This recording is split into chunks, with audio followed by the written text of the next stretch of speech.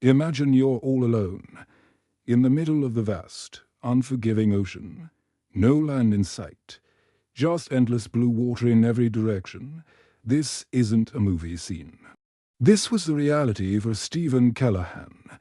His incredible story of survival. Adrift, 76 Days Lost at Sea, is one of the most harrowing and inspiring tales you'll ever hear. In 1981, Stephen, an experienced sailor, set off on a solo journey across the Atlantic in his small sailboat, the Napoleon Solo. He was sailing from the Canary Islands to the Caribbean. Everything was going smoothly until one fateful night, about a week into his trip. A massive storm hit, and something, likely a whale, slammed into his boat. The impact was so violent it tore a huge hole in the hull. Water rushed in, and within minutes, the Napoleon Solo was sinking. Stephen had to act fast. He inflated his 6-foot life raft, nicknamed Rubber Ducky, and scrambled to grab whatever supplies he could before his boat disappeared beneath the waves. He managed to salvage a small emergency kit, a sleeping bag, some flares, a spear gun, and a solar still for making fresh water. And just like that, he was adrift. His world had shrunk to a tiny inflatable raft in the middle of the Atlantic Ocean. The first few days were a blur of shock and disbelief. The reality of his situation was terrifying. He was completely alone, thousands of miles from land, with only meager supplies. The ocean, which he had loved, was now his greatest adversary. The sun beat down on him relentlessly during the day, and the nights were cold and dark. He was constantly battling dehydration, hunger, and the psychological torment of isolation.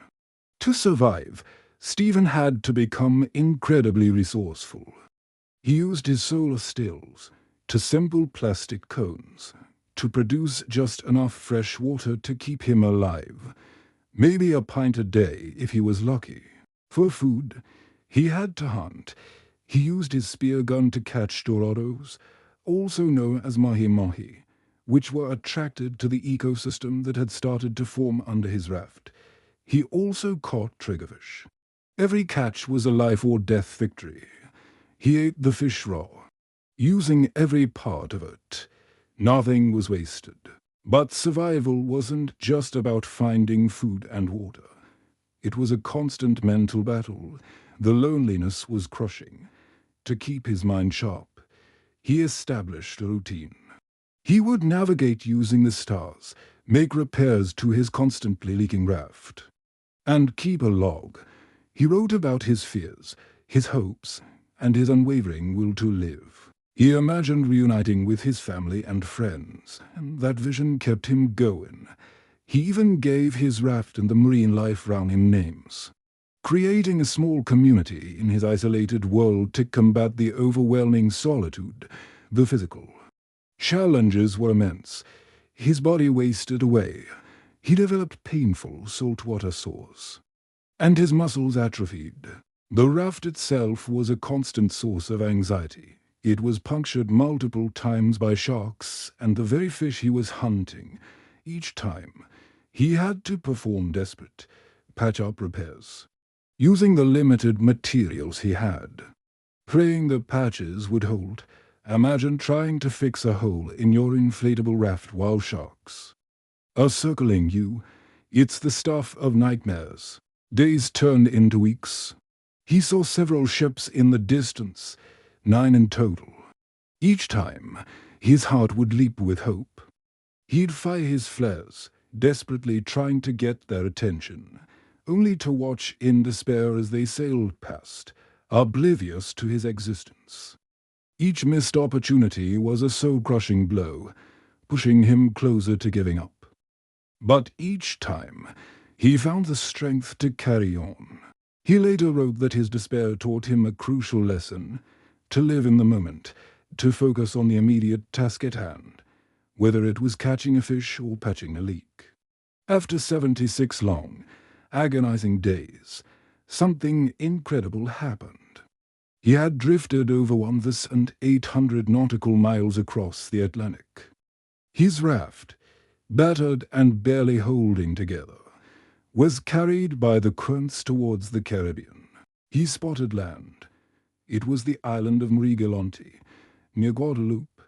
At first, he wasn't sure if it was real or a hallucination. But then he saw birds, a sign of land he hadn't seen in months. He was too weak to paddle, so he let the current carry him closer. Finally, 3 fishermen spotted his tattered raft. They couldn't believe their eyes. They pulled him aboard their boat, giving him water and oranges. Stephen Callahan, after 76 days lost at sea, was saved. He had lost a third of his body weight and was covered in sores, but he was alive. His story is a powerful testament to the resilience of the human spirit. It shows what a person can endure when faced with impossible odds. It's a story about ingenuity, courage, and the sheer will to live. Callahan didn't just passively survive. He actively fought for his life every single day.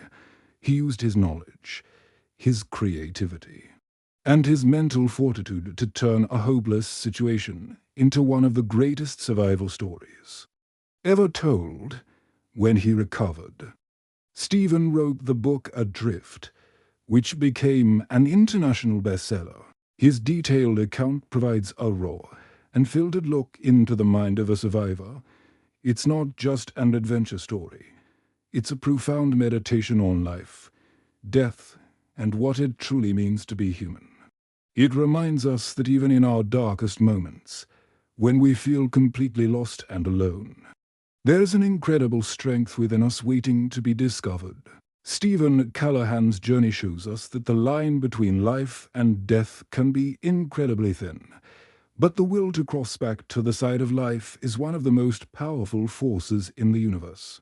It's a story that will stay with you long after you hear it. Thanks so much for watching. If you found this story as incredible as I did, please hit that like button and subscribe for more amazing stories of survival and human endeavor. Let me know in the comments what part of Stephen's story impacted you the most. See you in the next video.